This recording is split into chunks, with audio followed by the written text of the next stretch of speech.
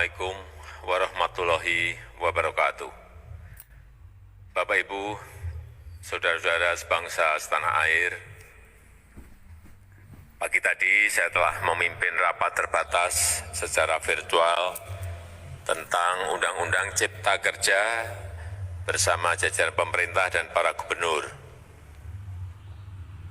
Dalam undang-undang tersebut terdapat 11 klaster yang secara umum bertujuan untuk melakukan reformasi struktural dan mempercepat transformasi ekonomi. Adapun klaster tersebut adalah urusan penyederhanaan perizinan, urusan persyaratan investasi, urusan ketenagakerjaan, urusan pengadaan lahan, urusan kemudahan berusaha, urusan dukungan riset dan inovasi, urusan administrasi pemerintahan, urusan pengenaan sanksi, urusan kemudahan pemberdayaan dan perlindungan UMKM, urusan investasi dan proyek pemerintah, serta urusan kawasan ekonomi. Dalam rapat terbatas tersebut, saya tegaskan mengapa kita membutuhkan Undang-Undang Cipta Kerja. Pertama, setiap tahun ada sekitar 2,9 juta penduduk usia kerja baru, anak muda yang masuk ke pasar kerja, sehingga kebutuhan atas lapangan kerja baru sangat-sangat mendesak. Apalagi di tengah pandemi, terdapat kurang lebih 6,9 juta pengangguran dan 3,5 juta pekerja terdampak pandemi COVID-19. Dan sebanyak 87% dari total penduduk bekerja memiliki tingkat pendidikan setingkat SMA ke bawah, di mana 39% berpendidikan sekolah dasar, sehingga perlu mendorong penciptaan lapangan kerja baru, khususnya di sektor padat karya. Jadi, Undang-Undang Cipta Kerja bertujuan untuk menyediakan lapangan kerja sebanyak-banyaknya bagi para pencari kerja serta para pengangguran. Kedua, dengan Undang-Undang Cipta Kerja akan memudahkan masyarakat, khususnya usaha mikro kecil, untuk membuka usaha baru. Regulasi yang tumpang tindih dan prosedur yang rumit dipangkas. Perizinan usaha untuk usaha mikro kecil UMK tidak diperlukan lagi, hanya pendaftaran saja. Sangat simpel. Pembentukan PT atau perseroan terbatas juga dipermudah. Tidak ada lagi pembatasan modal minimum. Pembentukan koperasi juga dipermudah. Jumlahnya hanya 9 orang saja. Koperasi sudah bisa dibentuk. Kita harapkan akan semakin banyak koperasi-koperasi di tanah air. UMK, usaha mikro kecil yang bergerak di sektor makanan dan minuman. Sertifikasi halalnya dibiayai pemerintah, artinya gratis. Izin kapal nelayan penangkap ikan misalnya, hanya ke unit kerja Kementerian KKP saja. Kalau sebelumnya harus mengajukan ke Kementerian KKP, Kementerian Perhubungan, dan instansi-instansi yang lain. Sekarang ini cukup dari unit di Kementerian KKP saja. Ketiga, Undang-Undang Cipta Kerja ini akan mendukung upaya pencegahan dan pemberantasan korupsi. Ini jelas karena dengan menyederhanakan, dengan memotong, dengan mengintegrasikan ke dalam sistem perizinan secara elektronik, maka pungutan liar, pungli dapat dihilangkan. Namun, saya melihat adanya unjuk rasa penolakan Undang-Undang Cipta Kerja yang pada dasarnya dilatar belakangi oleh disinformasi mengenai substansi dari undang-undang ini dan hoax di media sosial. Saya ambil contoh, ada informasi yang menyebut tentang penghapusan UMP, upah minimum provinsi, UMK, upah minimum kota kabupaten, UMSP, upah minimum sektoral provinsi. Hal ini tidak benar, karena faktanya upah minimum regional, UMR, tetap ada. Ada juga yang menyebutkan bahwa upah minimum dihitung per jam. Ini juga tidak benar. Tidak ada perubahan dengan sistem yang sekarang. Upah bisa dihitung berdasarkan waktu dan berdasarkan hasil. Kemudian adanya kabar yang menyebutkan bahwa semua cuti sakit, cuti kawinan, cuti khitanan, cuti baptis, cuti kematian, cuti melahirkan, dihapuskan. Dan tidak ada kompensasinya.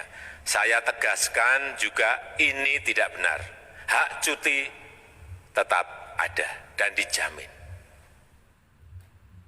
Kemudian apakah perusahaan bisa mem-PHK kapanpun secara sepihak?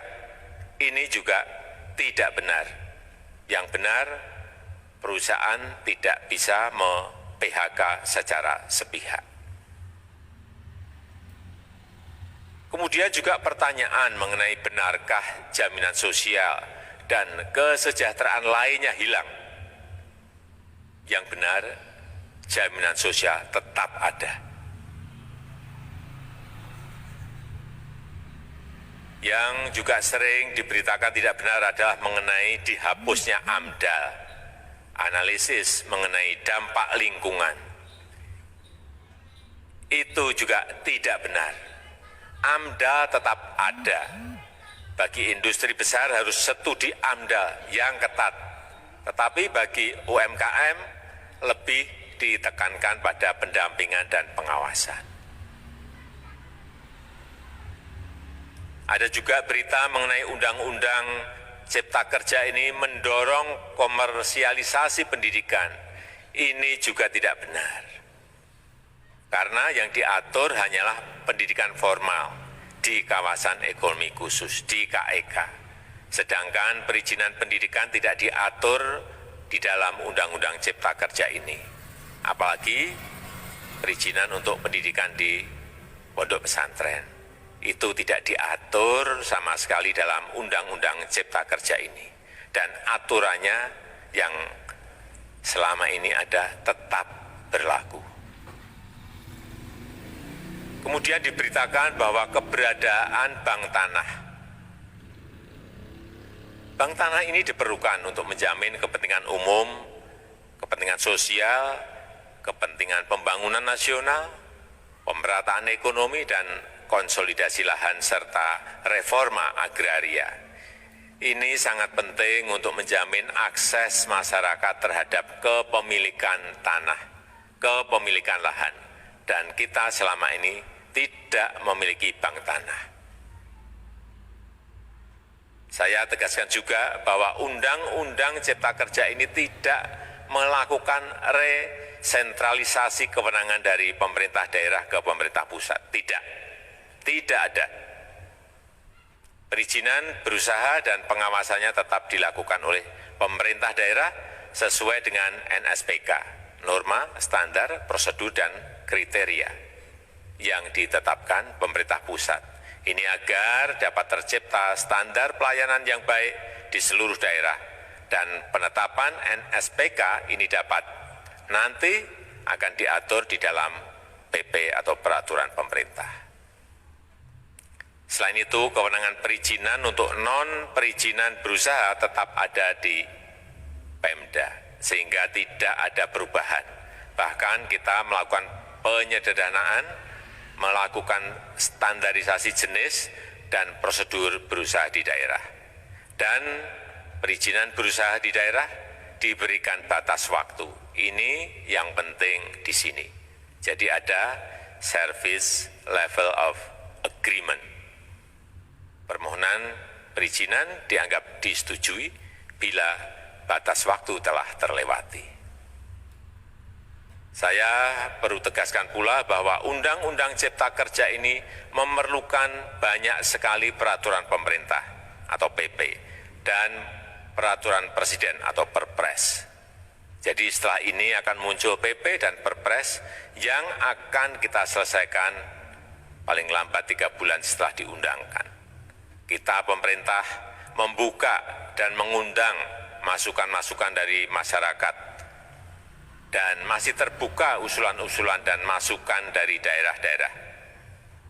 Pemerintah berkeyakinan melalui Undang-Undang Cipta Kerja ini jutaan pekerja dapat memperbaiki kehidupannya dan juga penghidupan bagi keluarga mereka. Dan kalau masih ada, jika masih ada ketidakpuasan terhadap Undang-Undang Cipta Kerja ini, silahkan mengajukan uji materi atau judicial review melalui MK, Mahkamah Konstitusi. Sistem ketatanegaraan kita memang mengatakan seperti itu. Jadi, kalau masih ada yang tidak puas dan menolak, silahkan diajukan uji materi ke MK.